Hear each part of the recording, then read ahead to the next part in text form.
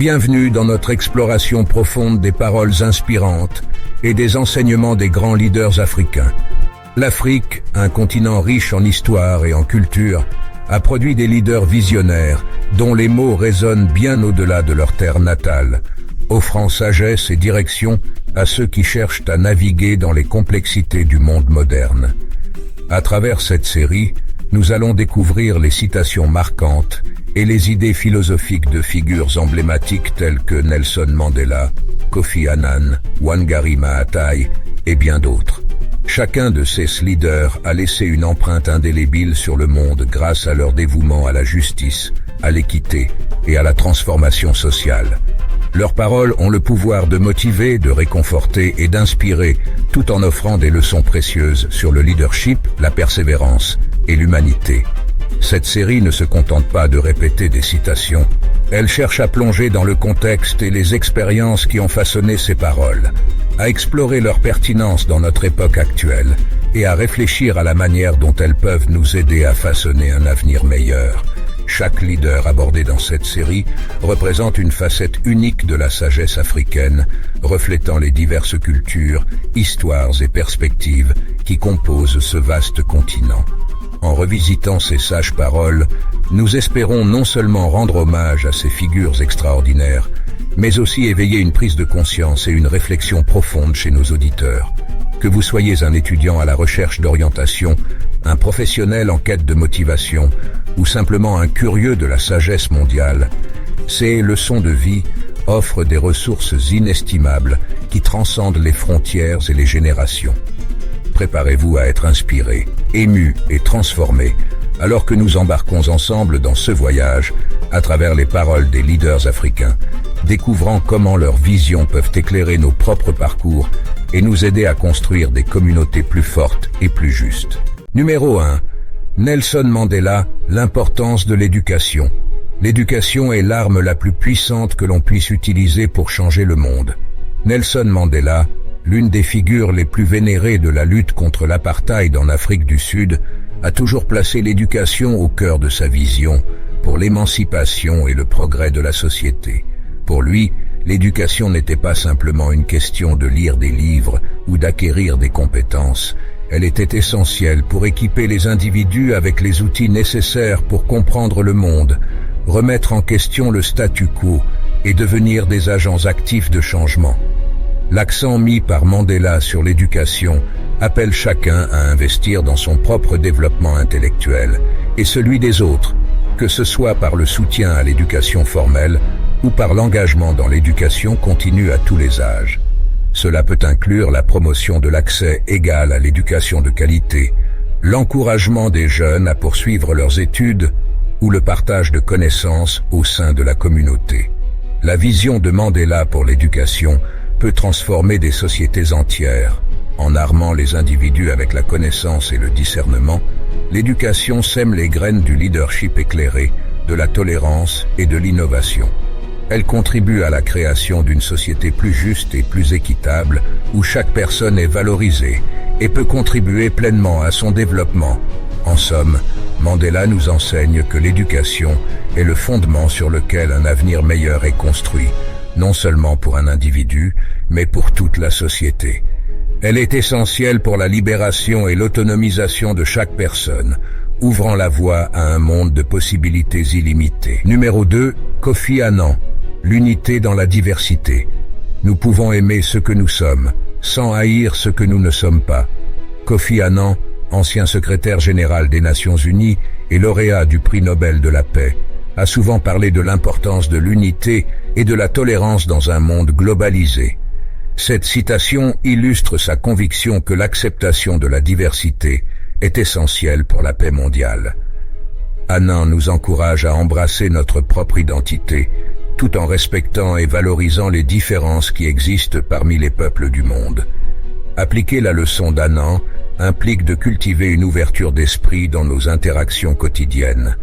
Cela peut se traduire par l'apprentissage et la célébration de différentes cultures et perspectives, et par la promotion de l'inclusion dans tous les aspects de la société, qu'il s'agisse de l'éducation, du travail ou des politiques publiques. Encourager les dialogues interculturels et défendre l'égalité des droits pour tous sont des moyens concrets de mettre en pratique cette vision. L'approche d'Annan a le potentiel de créer des communautés plus harmonieuses et moins divisées.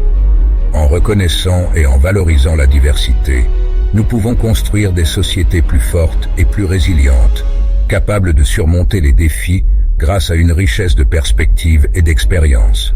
Cela conduit à un monde où la paix est durable, parce que chacun se sent respecté et valorisé. En somme, Kofi Annan nous rappelle que notre humanité commune est plus forte que les différences qui nous séparent. Son appel à l'unité dans la diversité est un guide pour bâtir un avenir où la paix et la coopération sont basés sur un respect mutuel profond et une célébration de CE qui nous rend uniques. Numéro 3. Ellen Johnson Sirleaf, le pouvoir des femmes. Si vos rêves ne vous font pas peur, ils ne sont pas assez grands. Ellen Johnson Sirleaf, première femme élue présidente en Afrique, est une figure emblématique du leadership féminin et du changement social. Sa citation inspire à oser grand, à dépasser les limites imposées par la société et à viser des objectifs ambitieux. Sirleaf incarne l'idée que pour réaliser des changements significatifs, il faut être prêt à affronter ses peurs et à embrasser des défis de taille. Cette leçon peut être mise en pratique en encourageant les femmes à aspirer à des rôles de leadership et à prendre des initiatives audacieuses dans tous les domaines de la vie. Cela inclut le soutien à l'éducation et à la formation des jeunes filles, la promotion de l'égalité des sexes dans les politiques d'emploi et la mise en place de programmes de mentorat pour les femmes qui cherchent à briser les barrières dans leurs carrières professionnelles et personnelles. L'impact de promouvoir l'audace chez les femmes est immense. Non seulement cela peut transformer les trajectoires individuelles, mais cela peut aussi avoir un effet multiplicateur sur la société dans son ensemble. Des femmes leaders peuvent servir de modèles, inspirant des générations de filles et de garçons à repenser les rôles traditionnels et à valoriser l'équité et la compétence. De plus, des études montrent que l'inclusion des femmes dans tous les niveaux de décision améliore les performances des organisations et des sociétés. Ellen Johnson Sirleaf nous rappelle que les grands rêves sont les catalyseurs du progrès personnel et social. En visant haut et en dépassant les attentes, non seulement les femmes, mais tous les membres de la société peuvent contribuer à un monde plus juste et plus dynamique. Sa leçon est un appel à l'action pour que chacun, quel que soit son genre, embrasse l'audace et l'innovation pour créer un avenir meilleur. Numéro 4, Patrice Lumumba, la justice et la liberté.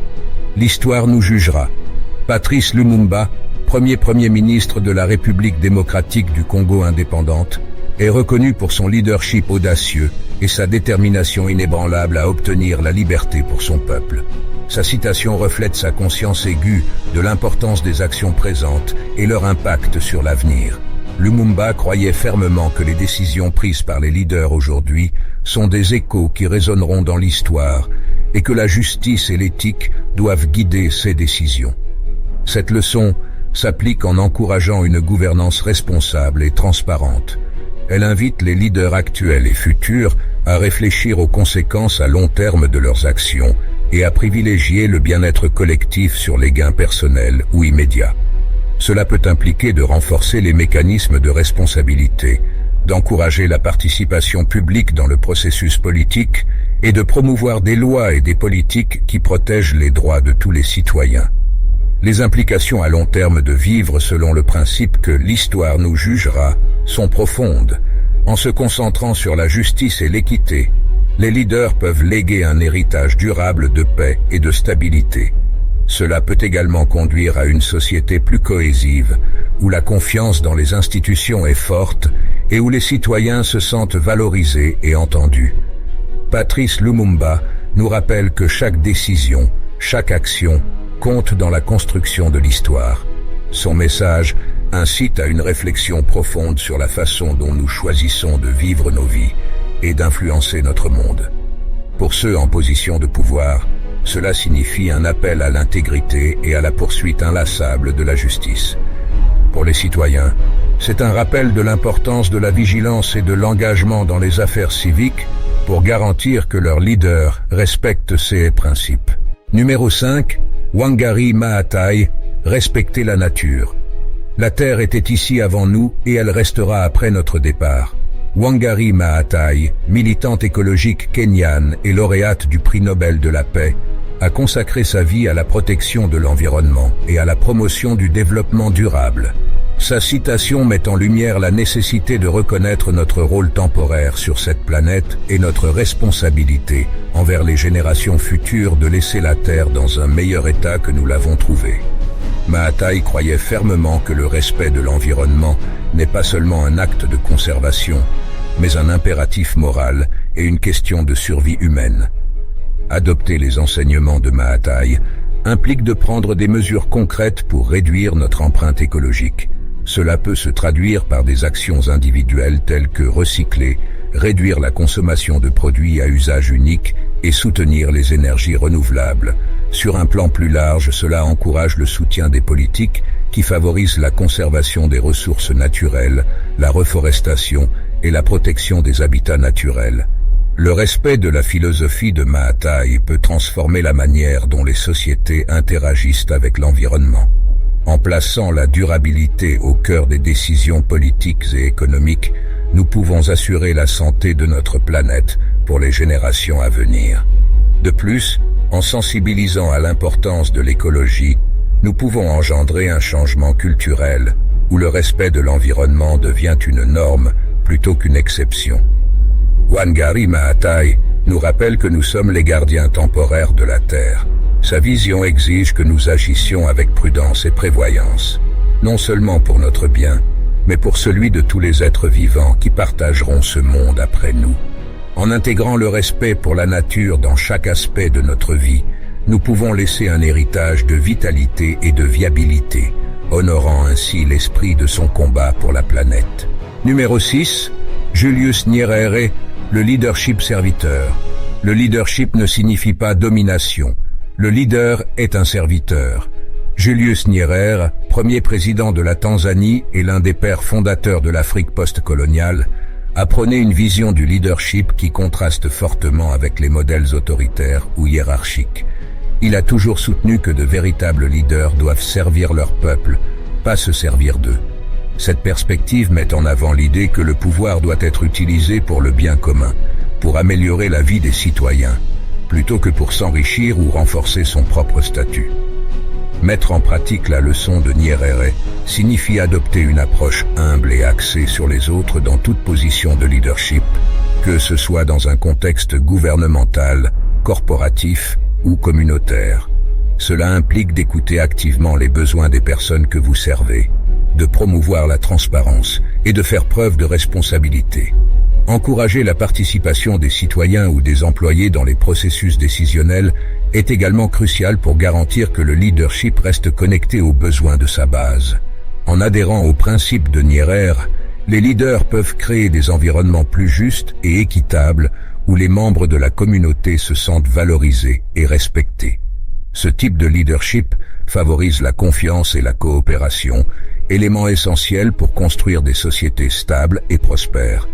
En outre, un leadership serviteur peut inspirer les générations futures à adopter et à perpétuer des valeurs de service et d'intégrité.